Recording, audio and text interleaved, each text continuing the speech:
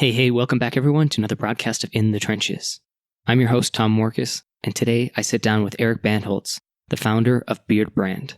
Beardbrand is an American men's grooming company based in Austin, Texas, and sells products for grooming, styling, maintaining of beards, hair, skin, and mustaches. And it was founded in 2014 by Eric Bandholz, who later would appear on Shark Tank, though he did not walk away from Shark Tank with an investment, which is also partly why I brought Eric on the show today, because he's such a stunning example of somebody who bootstrapped something from scratch, believed in it, worked incredibly hard, was dedicated, and demonstrated that slow, consistent growth, a little bit at a time, can really be a game changer and create just amazing brands and businesses. And that's what Beardbrand is now today, a thriving, successful, multi-million-dollar business. And even though Eric went through some ups and downs, he was able to make that happen from scratch, from what started as just an idea and basically a $30 investment. So in today's episode, we talk a little bit about that, but I actually brought Eric on the call today to talk about how he has been able to bootstrap this company, keep its mission and its vision, and maintain a certain level of quality and excellence in the work he's doing, and still live a life that he loves to live. Kind of like a lifestyle design Q&A transpires in today's conversation, because I wanted to understand how Eric finds that balance in his life with his business and how he orients himself in that way. So today's conversation will be a little bit different, but I hope you guys like it. And if you do, make sure to share it and leave a review on iTunes. All right, thanks a lot. And without further ado, let's get to today's conversation. So Eric, let's kick things off. I want a little backstory, if you can, on Beardbrand. Now, that's obviously your thing. It's a very big thing now, but kind of the origin story of it. How did you come up with the idea? What was your background? Were you an entrepreneur before? Were you in physical products at all? Give maybe some of the listeners some context of how you got started with Beardbrand. Yeah, I'll try to give you the 2-minute summary of what we're doing. I used to be a financial advisor at a big bank, and I really kind of hated working there. And one of the things that bothered me most about working there was this implied desire or this implied rule that you had to look a certain way. And it was a way that I didn't really connect with or identify with, specifically around like shaving your beard. So I quit working there to start up this, let's call it like a marketing firm, and grew my beard out. And in the process of growing my beard out, I'd still go to networking events and business-related events, and everyone called me like Duck Dynasty and ZZ Top and Grizzly Adams. And, those are all cool dudes, but they're not guys that I identify with. I ended up going to this event, like a beard-related event, where I started meeting other guys like me who weren't your typical bearded dude. And I realized there's this whole community of what I ended up calling them as urban beardsmen. So I'm urban beardsman number one, and it's basically a community of guys that didn't fit the traditional stereotype of a bearded guy. Now, this was back in 2012. So Beardbrand was going to be a way to unite urban beardsmen and give them the tools they needed to feel confident about rocking a beard. And that meant both caring for it, but also like kind of the psychological things that go behind displaying yourself to the world as you want to be displayed. And then, after a year of creating like YouTube content and Tumblr blog, we ended up converting our website from a blog to an e-commerce store and started selling beard grooming products. And then the beard grooming products grew into hair products and skin products. So as of today, we're a total men's grooming company. So if you're a dude, I've got products to offer to you, and would love for you guys to check us out. But we're entirely bootstrapped. I have 2 business partners. And we appeared on Shark Tank back in 2014, and just been grinding by creating content on YouTube. Our YouTube channel is over 1 million subscribers now, and it's been a fun ride. It's been really cool ride. Yeah, and so there's some context for the timeline there. You said you started by, you was just kind of your curiosity led you to that. So then you started a blog, if I understood that correctly. You started a blog, kind of just creating content around kind of, keeping care of your beard. Is that kind of how it started? You kind of just producing a blog? Yeah. So it was, I had 3 properties. We launched in February of 2012. So on the domain beardbrand.com, it was a WordPress website. I had blog content that was, how to take care of your beard, how to grow your beard. And essentially at the time, I was the only person writing about that stuff.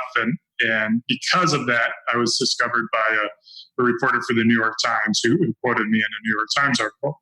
So that was pretty, we used that as a catalyst to kind of start the brand and have the authority of our company as seen on New York Times. And we also had, at the time, we had a Tumblr blog where we would use that for style inspiration, photos of bearded people and just kind of like the urban beardsman and the image that we were going for. And then we also at the time had a YouTube channel where we were, let's be real, I think I created like 6 videos that first year. So it was a very, but of those 6 videos, one of them did extremely well. And we kind of used that video as inspiration for the type of content that we should be creating. And so you said 6 figures, but that was before the product, right? So was that just on like advertising, or had you guys you did release a product? Yeah. So in 2012, we just had the blog and the YouTube channel and the Tumblr page. And then in January of 2013 is when we launched e-commerce store. Purely as an e-commerce store, we would simply sell other products. And then in May of 2013 is when we launched our first product. Okay. That gives some useful context. And I know, so some people might already know you from Shark Tank. It's always kind of an interesting point, I think, of conversation. In the summary of it, you went on, you didn't get any funding from anyone. Yeah. Spoiler. If you haven't seen this now, what is it, 5 years later? No, the Sharks were pretty nice to me and they saw the success that we had, and I had done my research and we had grown quicker than, like 95% of other contestants or entrepreneurs who appeared on the show. And I thought our valuation was very fair for where we were doing. And, I think they saw that, but none of them stepped up to the plate to make offers. And, they weren't assholes to me. They were just pretty much like, we like you, but we don't really see the potential in the marketplace. It's just so interesting. And you guys at that point, you had sales to back it up. So you actually it wasn't like, here's just an idea, but it's like, here's our track record. Yeah, we were, I think at the time of recording, we're about 18 months into the business. And by that time we were doing, it was probably like a $1.2 million business run rate, within 18 months, which I think is pretty challenging for a lot of businesses to do, especially when it's bootstrapped. Yeah. It's so interesting because, I feel like on that show too, when you see them like make offers, a lot of times it's like, oh yeah, when somebody's coming in with an idea, it's like, yeah, pretty obviously like that. You can see them passing on something like that. They often do zoom in on like the financials. The fact that you actually had it backed up, maybe, I guess it sounds like one of the things was like, we just don't see where this goes from here. Like maybe it stays a good solid $1 million a year business or 2 million or something like that. They didn't see growth potential like you did. Yeah, so that's essentially what Mark Cuban said was, I can see it growing to a $5 million business, but can't really see growth beyond that. Which is, I think that's a fair point, and I think he's wrong.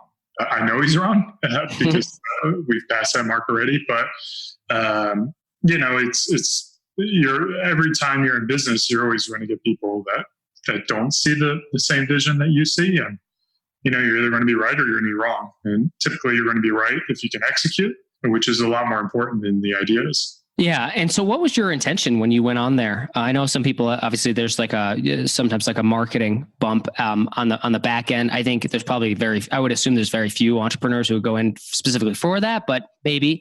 So tell me a little, like, what was your thought process, I guess, behind like actually applying to get on the show in the first place? Yeah.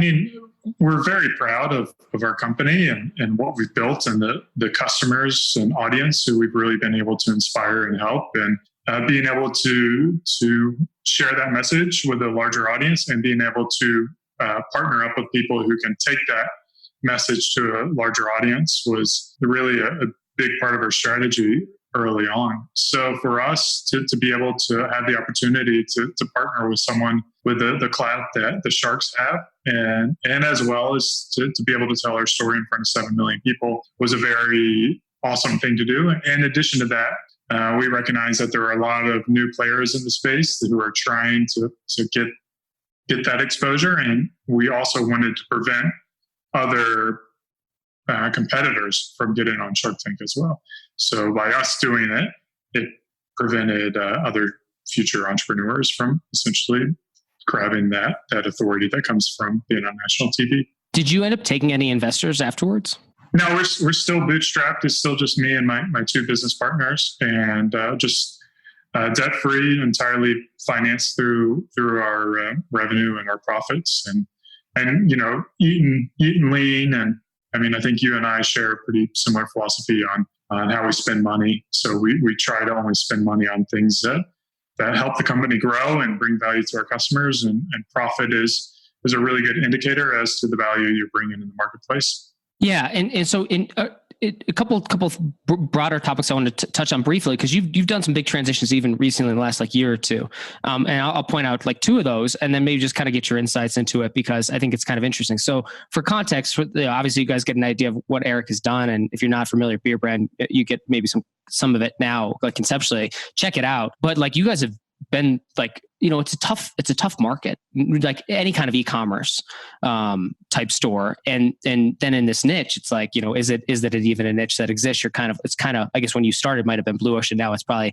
lots of copycats. I get that. So it's incredibly difficult on that front too. You guys you were on Amazon. You pulled out of Amazon. Now you're selling exclusively through your site, as I understand it. And then the other, let's start there. Yeah, that was a move you guys made recently, something like that, right? Yeah. January of 2018, we decided to, or not January, but early 2018, we decided not to sell on Amazon. After immediately before that, making a commitment to double down on Amazon and really grow it. But the challenge was we weren't able to find the right team member to help grow Amazon. And we recognized that our sales on our store after pulling off Amazon essentially went up a good bit. And we're like, hey, look, we're making more money by not being on Amazon, which is, the 5-second pitch as to what it was for us. And what I think happened for us on Amazon was people would want to buy from Beardbrand, and they would shop in Beardbrand, and then they'd go to Amazon to see if they could get it on Amazon because they trust Amazon. And what would happen is they would, buy our beard oil, and then Amazon recommends another company for the brush and another company for the beard washing conditioner. And we would have let's say a $25 average order value. But on our store, we have a $50 average order value because they're buying the beard oil, and then they're buying our brush, and they're buying our wash and the products that we recommend. And so essentially, it was very beneficial for us to pull off Amazon. But I want to correct you real quick. We're not exclusive to just our store. We also sell through a few private and independent retailers as well as Target. Yep. Thank you for that clarification. I was thinking online primarily, but do you also sell then the products online through any other retailers, digital retailers, or just you guys primarily? In America, beardbrand.com should be your only place to buy our products online. Yeah. Okay. So that's a big transition, because obviously Amazon is that Goliath. You almost think you have to be doing business, but you guys made a decision. You made a decision to move off the platform. And so far then in that past year and a half, it sounds like things have been going pretty well for you guys in that regard. It was a successful transition.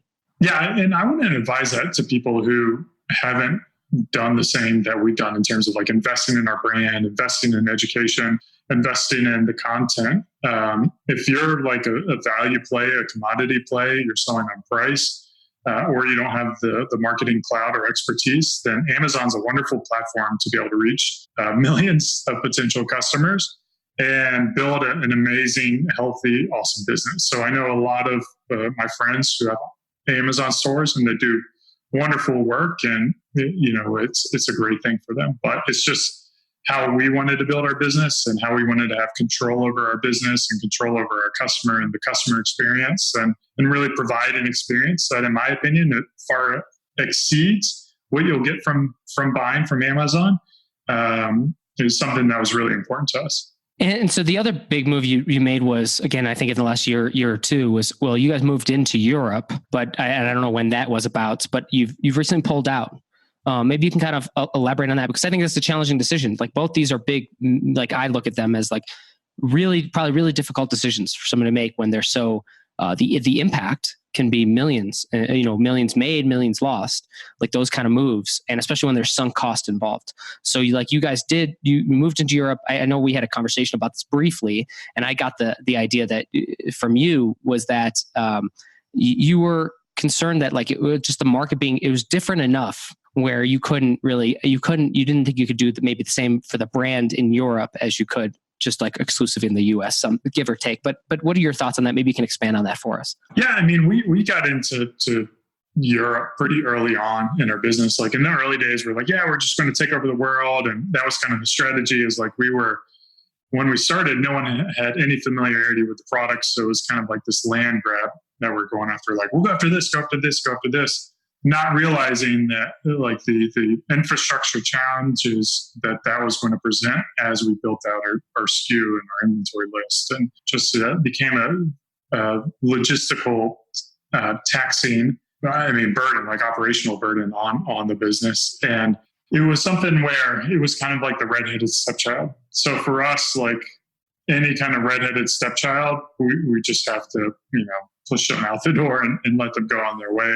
And that was kind of like Amazon for us early on. And it was kind of like the European market for us. So it was a very large piece of our business. But when you boil down the P&L and, all the energy and the distractions that it caused, in addition to like the poor, I want to say poor experience, because I still think it was a good experience, but less than brand standard experience that we wanted to give to our customers, we couldn't deliver on it. So we want to come back into Europe when we really have that ability to give an experience that's going to be better than anything else they've ever experienced before. And part of that is like also understanding the local marketplace. Like as much as I'd like to think that British people are like us and German people are like us and French people are like us here in America, they're not. They have different preferences, and people in Germany, credit is a dirty word. Like it's like you've stolen from someone and you're going to potentially give them back.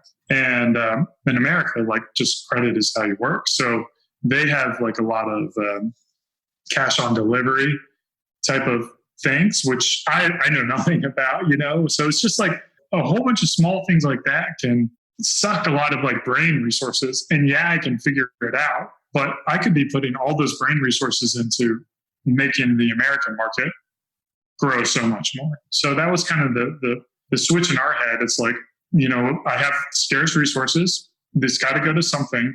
I believe there's still more opportunity in America. I want all my resources to go there because it's an easier pathway. Well, you mentioned priorities, and I actually think this will be a good segue because you tweeted on April 22nd, as you said, a huge issue that people struggle with is balance. You will never have balance until you have a hierarchy of priorities. For me, it's health, spirituality.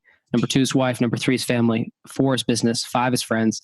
6 is community. 7 is strangers, internet people.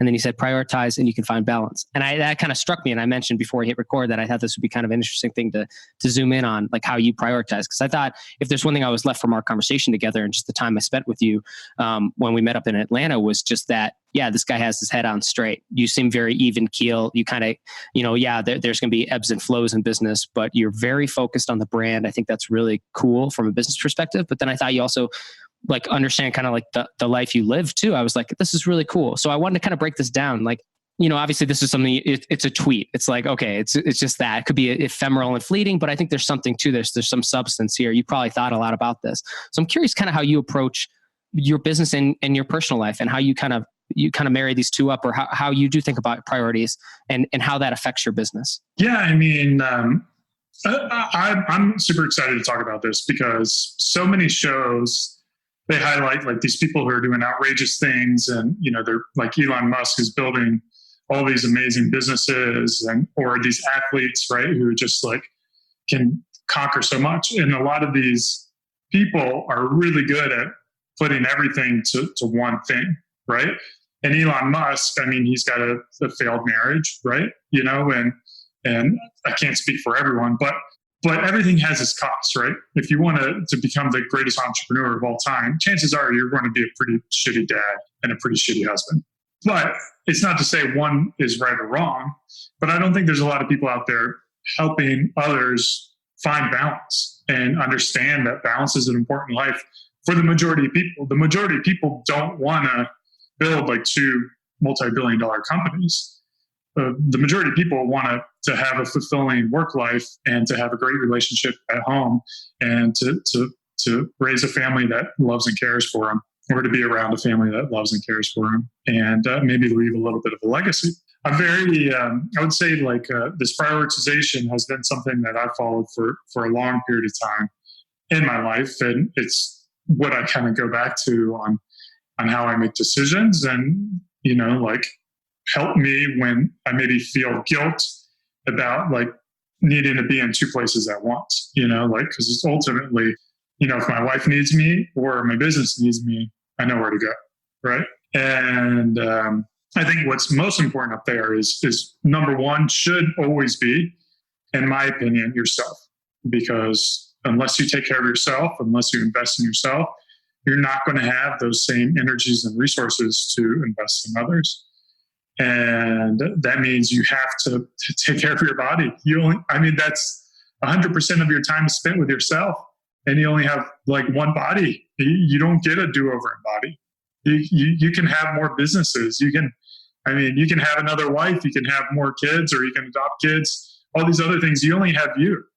And it's just amazing how many people out there don't recognize the value that they have to themselves and how important themselves are to themselves, if that makes sense. It does. And kind of zooming in on that piece, there's a couple pieces there. There's a health piece. And so obviously maybe there's a diet, fitness related piece to it. There's obviously like a mental health, so to speak, aspect to it. You mentioned spirituality. So like maybe things like things you can do to in especially for entrepreneurs, people who are building things, it's like can get really stressful.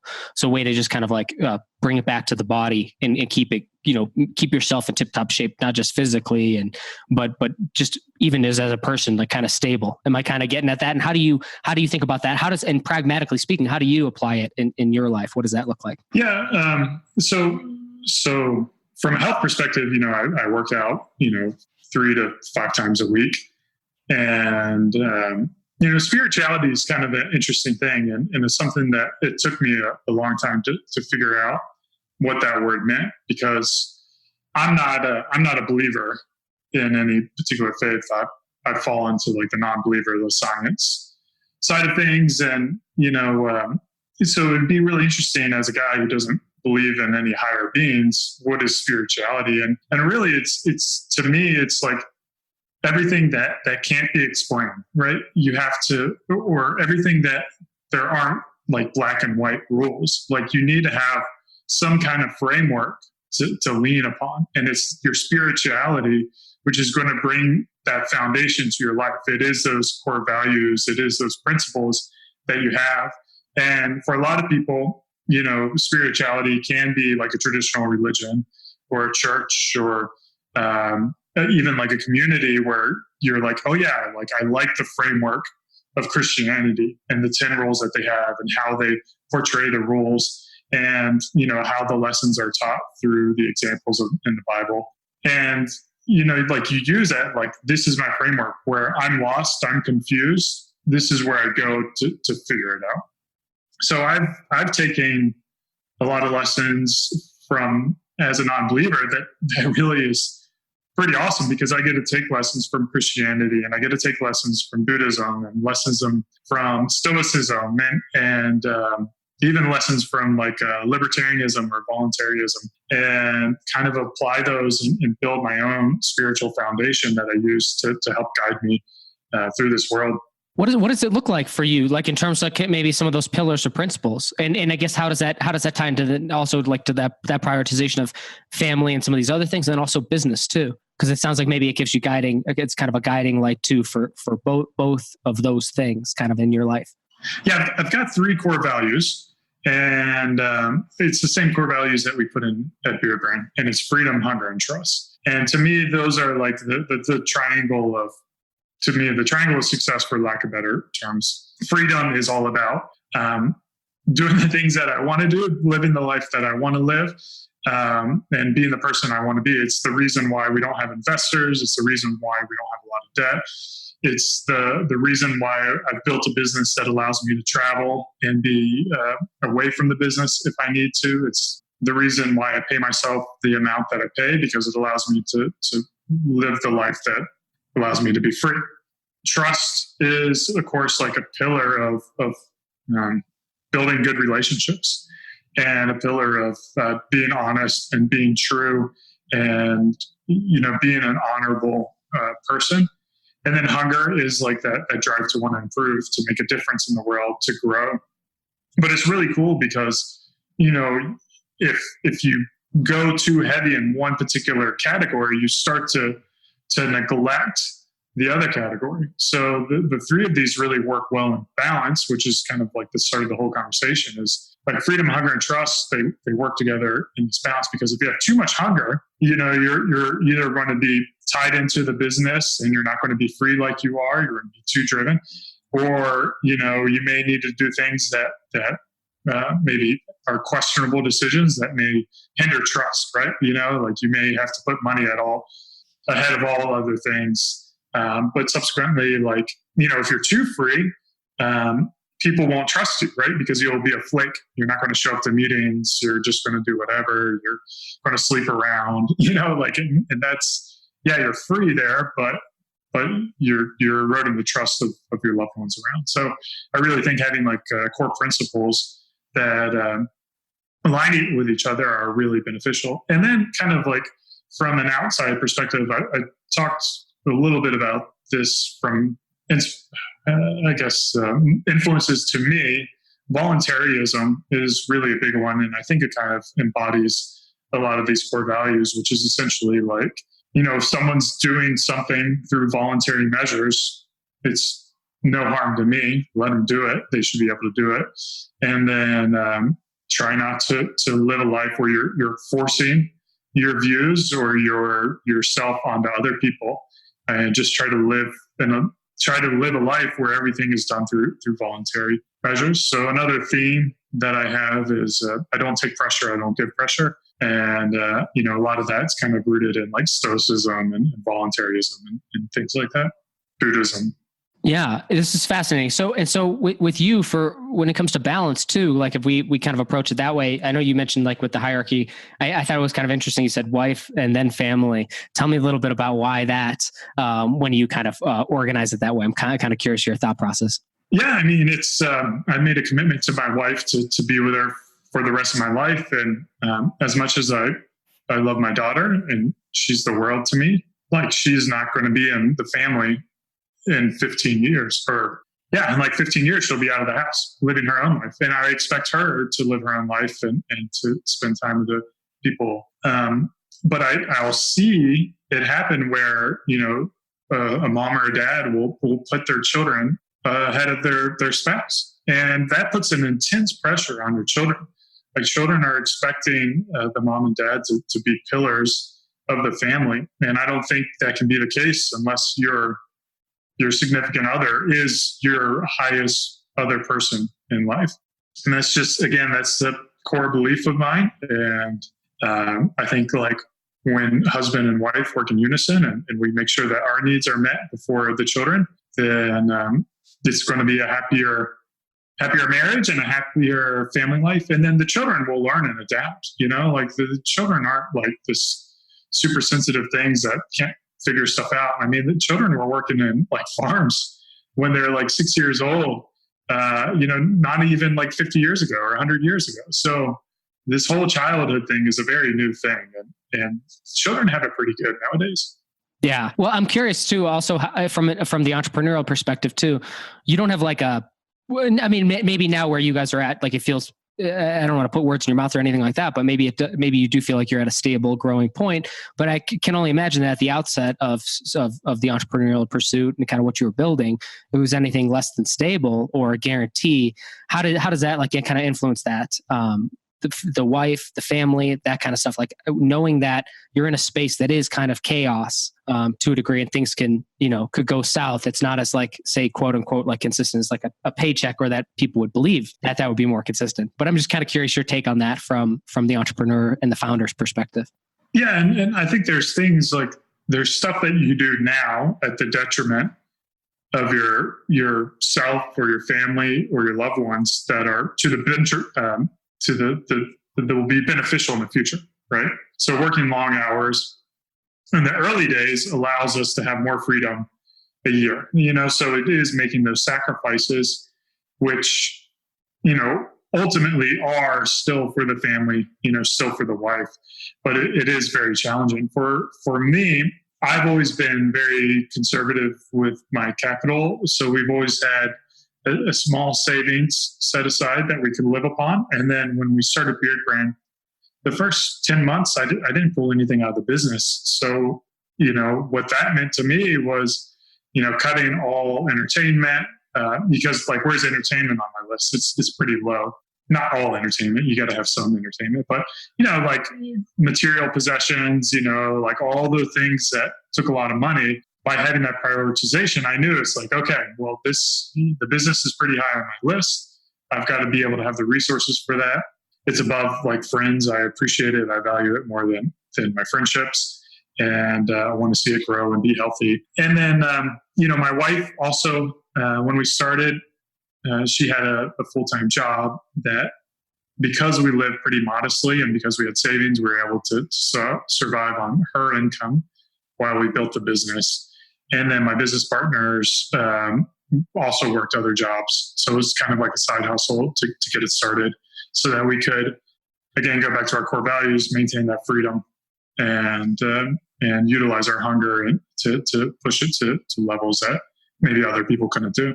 Do you think there's a kind of upon reflection, think about this and where you're at now, think about these things in terms of prioritizations and kind of balancing and also these pillars that I know you have a lot of conversations with entrepreneurs, especially people who are trying to get started, who are trying to grow something, build something, oftentimes bootstrapping, maybe in a lot of cases where you see these kind of things, where you see typical things go south, maybe on the balancing side of things. And any thoughts you could do in terms of if somebody had to kind of snap out of it, or if you could help them get through some of those typical challenges that you see, or those failure points, what would you recommend? I think probably the thing that's been most beneficial to us is the long-term vision for what we want to do. I think if you're one of those entrepreneurs who wants to build a business and then 3 years or 4 years sell it, there's going to be a lot of volatility. That's the nature of the beast. But when we build Beardbrand, it's how do we build a business that,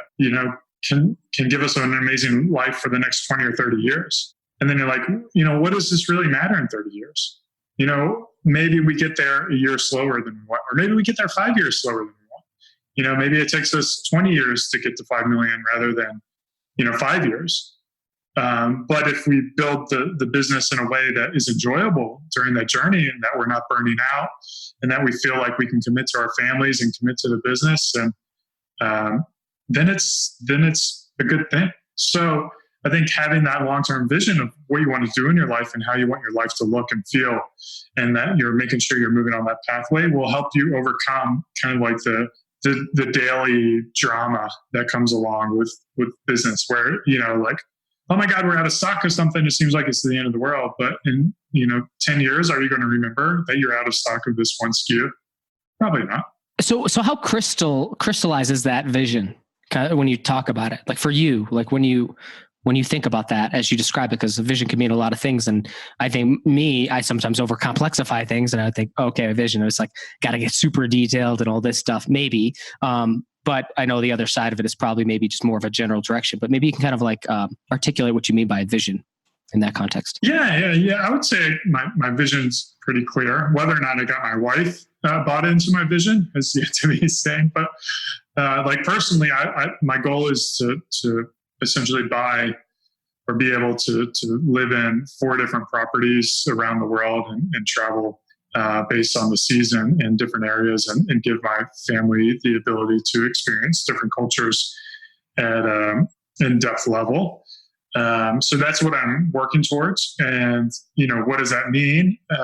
There's a few different ways. Right now, it means that I can either try to build a business where I don't have to arrive on a daily basis. I can work remotely, which I feel like I've done a pretty good job. I'm going to Denmark for six weeks as my first kind of test to see how this will work. And if it works well and the company grows with me away, then I'll know that, I can feel more confident kind of stepping away from pretty much all the day-to-day stuff. And there's, counterintuitively or, alternatively, it could also mean like, building up cash reserves or passive income reserves that allow me to generate income without having to work. So like if I had $5 million in the market, I could pull dividends on that. That would pay like $100,000 a year and not pull out any capital. But the reality of me getting to $5 million cash within the next, short period of time is very unlikely. So because that's unlikely, it forces me to like, how do I build my role at Beardbrand to really be enjoyable and to allow me to do the things that I want. And I've kind of always, had a vision for this, and it goes back to the freedom. Like I just want to do the things that I want to do. And another thing that's been, I noticed is focus has always been a big thing for you too. Like you're very focused. I know when you finally made the switch, I know you bootstrapped this and it was on the side, but then there was a kind of decision making point you made and it was go all in on Beardbrand. And I know you kind of been that way ever since. Tell me a little bit about that. You have some of the hindsight now of seeing that kind of pan out successfully through a lot of variables, but just looking at this one kind of pivot point to say, I'm going to go all in on this. This is the thing I'm going to focus on. Yeah. What are your thoughts on that? Well, I would say, first of all, I'm not a very focused person by default. And it's kind of probably why freedom is so important to me, because I want to be all over the place, right? I don't want constraints. I don't want accountability. I don't want people telling me what to do. I just want to be able to do whatever I want. And subsequently, I know, for me, that's a blessing and a curse. It allows me to think creatively and come up with, interesting products and unique solutions to things. But it also causes me to want to build a business that looks more like an oak tree rather than a pine tree. And I've kind of been... It's taken a very long time, but trying to focus my head and always remind myself, focus, and try to build that pine tree where it's like really good at that one thing. And then maybe a couple of like the branches are just a couple of things that are pretty closely tied to that main thing rather than this broad tree where I have, and I know this because I've done it. We had like Urban Beardsman, which was like this lifestyle blog. And then we've had, our Amazon store and then our UK business. And then, like I even made like shirts and apparel at some point in time. And, like my mind goes everywhere. So it is a constant reminder to myself that focus. And we'll have quarterly themes at Beardbrand, and that will help us, bring it all back to that focus. Like, what are we good at? Where do we bring value in the world? Let's do that, but better. So that's kind of been a big theme for us for the past 2 or 3 years. And I know for entrepreneurs, it's very challenging, and it does help to just remind yourself to have that focus. Yeah, and to not be, I guess, scared of it too, because like with where you guys are at too, it's like if you wanted to branch out, you could more easily now if you wanted to, which obviously would probably go counter to what you guys are doing at this point in time. But by focusing, by going more narrow, it always has it's paradoxically seems to have that opposite effect of what you think it would be, where it's like, oh, I'm going to be pigeonholed and I can't grow. It's like, no, zooming in, focusing, getting really good at that one thing is actually I think the path. It seems like to me the interactions I have, the conversations I have, what I've seen in my own life, it's like that's the path to actually like be able to do all the things you want to do is by zooming in and narrowing. I think that applies to the business, to the marketing, to everything you do. Yeah, and I think it kind of has. It's a really interesting thing too, because it ties closely in with confidence, because what it's saying is like, I know who I am, I know what I do, I know what I serve. And if this doesn't become a unicorn, I'm also okay with that. And being okay with not building the biggest, richest, healthiest business is also takes a lot of confidence in saying like, I know this is never going to be a $10 million company or $1 million company, but it's going to be the company that I love, and it's going to be a company that brings a lot of value to my customers. And even though there's only, 1,000 customers potential, that I'm okay with that. And I think that's pretty powerful. And a lot of people are they're afraid, they're afraid like, what will my friends and family think of me if I only built a $500,000 business? It doesn't matter, I love it. No, and honestly, I can't think of a better place. We go on and on, but what a great place, I think, to wrap up. It's just like, I think people are attracted to confidence too. Like, so you have to, but you can't fake it. It's like, It has to, you kind of you have to own it. You have to live it, and then just be confident in that decision. And you guys are a great testament to that, because you haven't, you haven't made compromises. Seemingly from the outside, like it's like you guys are good on the brand. You're very focused on the customers you have. And it's, again, I think it just has driven the success you guys have had. That's at least one big element of it. I know there's a lot of things, but you guys, again, deserve kudos for that, for really just getting it, for really nailing it. Whereas like, that's a thing that is really difficult to do. Yeah. Thank you. Yeah. We've certainly made changes, and tried new things, but I would say everything we've done has been from our own volition or our own learning from what we've done. And then, ultimately pivoting or pointing the company in a direction that we believe is going to align with our core values and our mission. I love it. Well, Eric, where can people reach out to find you, connect with you? Obviously, then go to Beardbrand to go get your products, but tell them, the floor is yours. Where can people reach out to find you? Yeah, the most important thing to do is, of course, invest in yourself, and you do that by going to beardbrand.com and loading up with a few hundred products. That would be great. If you want to reach out to me, my two platforms are Twitter and Instagram. Twitter is preferred for communication, so my handle is @Bandholz. And if you like to look at selfies of a bearded guy, then go to Instagram, and my handle there is @Eric Bandholz. And then, of course, all the Beardbrand properties would be great to follow those as well. Eric, thank you so much for being on In the Trenches, man. My pleasure, Tom. Are you trying to grow your online business, but struggling to get new customers consistently and predictably? Are you tired of working nonstop only to see your income plateau? Are you ready to step off the hustle hamster wheel, as I call it, and step onto a path of predictable profit that you can scale as much or as little as you want? Don't worry, you're not alone. I've been there. When I first got started, I didn't have a clue what I was doing. So I started reading blogs and listening to podcasts by people I respected and wanted to learn from. I slowly but surely put their recommendations into practice. But because I wanted to do it all myself, maybe you're something like that, right? You love to do it by yourself, learn through trial and error. Well, bottom line is it took forever. Results were unpredictable when I was first getting started. I wasn't sure where to spend my time, money, and energy. And shiny penny syndrome got the best of me on more than one occasion. For many entrepreneurs, the amount I sacrificed, working literally nonstop in some cases in my spare time, and 12 and 14-hour days routinely after going full-time, combined with the endless fog of war, aka that uncertainty that I had to deal with at all times because I was going it alone, I think that would have been enough for most entrepreneurs to throw in the towel. But I was persistent, focused, and I stayed humble. Day after day, I worked to grow the traffic to my website, increase my list of subscribers, and generate a healthy living for my ebooks, e-courses, and other digital products. At least that was the goal. But maybe more important than the work was that I paid attention to what I was doing, including what worked and what didn't. Eventually, I discovered a predictable pattern of growth. And so what I did was I just doubled down on those things, and I scrapped or sidelined the other things that weren't working so well. Finally, 2 years after resigning my commission as a captain in the Army and going full-time on my online business front with my blog, with my podcast, etc., I replaced my income with digital product income. 2 years. And so if that's where it stopped, I would have been happy with it. I would have been happy with the results. I wouldn't have complained. I would have been very content just replacing my income. But the bottom line is it was so much work. I wanted to, see if it could go somewhere else, right? So I just kept doing what I was doing, but better, faster, and more effectively. Again, just kind of applying the same system that I discovered from seeing these patterns emerge, right? So I implemented it, I kept doing it. And eventually replacing my income turned into doubling my income. And then that turned into a little bit more and a little bit more.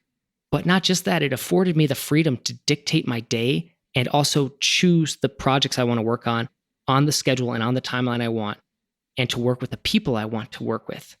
And to me, that's like a whole new level of freedom, especially coming from the military. It's something I've never really had that level of complete autonomy until I became my own boss. I started my own business, and until it became profitable enough for me to start to take a step back and actually reap the rewards of it. Because it's not all just working.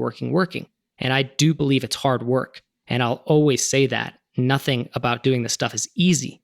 But at the same time, you've got to reap the rewards at some point and take some of that profit, even if you're just reinvesting it into new assets and things like that. Bottom line is, it can't just be work, right? Entrepreneurship and business is about that result that occurs, the value you've created and the profit, that piece of value that you've captured, okay?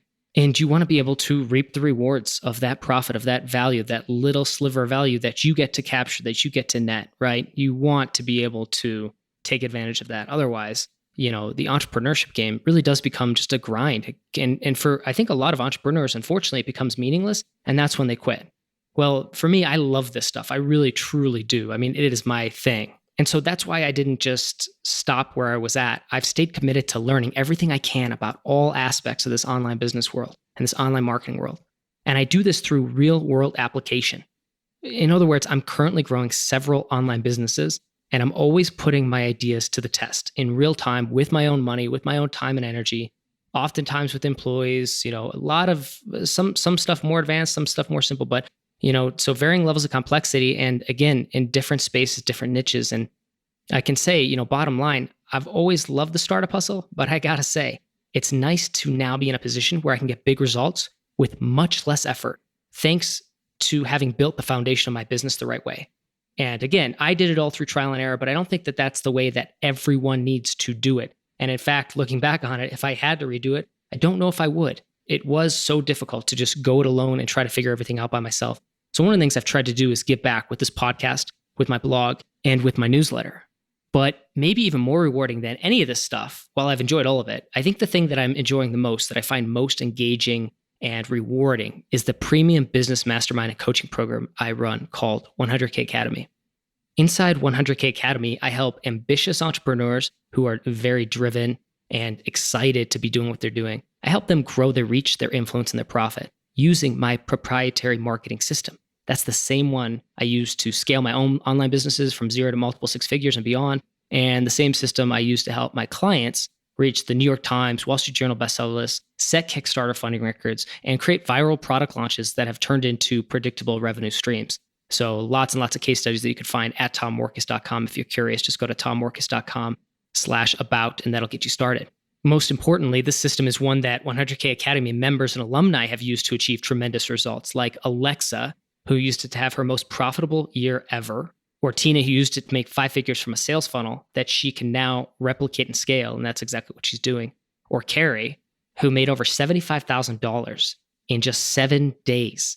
And the crazy part about his story was that his online business was actually a side hustle up until that first profitable launch, which he has then been able to grow and scale. And he subsequently quit his job following that very successful week. And I think that has been just a game changer for Carrie and the life he's living and the work he gets to do and the impact he gets to make on the world because of the great work he's doing now, because he was able to figure out a system that would get him the targeted traffic, the subscribers, the sales to grow a profitable online business.